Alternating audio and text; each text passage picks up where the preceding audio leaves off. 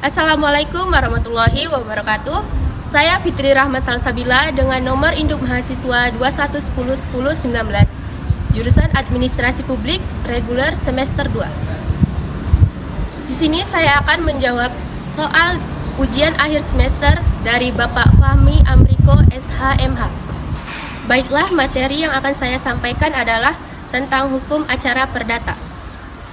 Menurut Sudikno Martukusumo, hukum acara perdata adalah peraturan hukum yang mengatur bagaimana acaranya menjamin ditaatinya hukum perdata material dengan perantara hakim. Ada dua sifat hukum acara perdata. Yang pertama, bersifat mengikut atau memaksa. Kedua, adanya perkara bergantungnya pada inisiatif penggugat. Hukum acara perdata berfungsi sebagai melaksanakan dan mempertahankan atau menegakkan hukum perdata material dengan perantara kekuasaan negara atau peradilan. Adapun asas-asas hukum acara perdata yaitu: 1. Hakim bersifat menunggu. 2. Hakim pasif. 3. Sifat terbukanya persidangan. 4. Mendengarkan kedua belah pihak. 5. Putusan harus disertai alasan-alasan.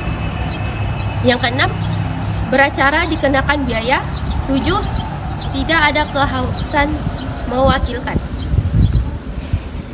Hukum-hukum perdata meliputi 3 tahap. Yang pertama, pendahuluan yang merupakan persiapan. Yang kedua, penentuan yang berisikan tentang pemeriksaan, pembuktian, dan keputusan. Yang ketiga, ada pelaksanaan. Sumber-sumber hukum acara perdata sebagai berikut. Yang pertama, HIR-RI nomor 44 16 tahun 1941 sampai dengan 1848. Yang kedua, hukum badan. Yang ketiga, hukum undang-undang tentang kehakiman. Keempat, jurispruden.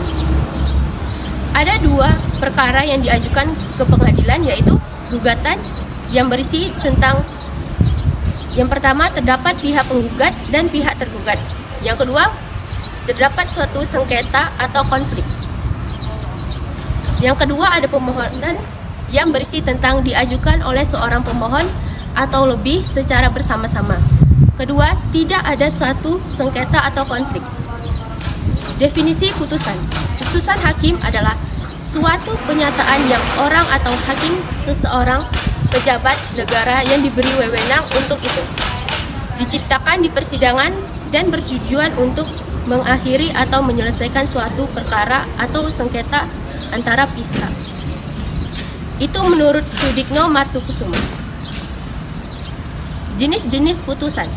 Pasal 185 ayat 1 HIR PS 196 ayat 1 RBG. Adapun jenis-jenis putusan. Yang pertama, putusan akhir adalah putusan yang mengakhiri suatu sengketa atau perkara dalam suatu tindakan peradilan tertentu.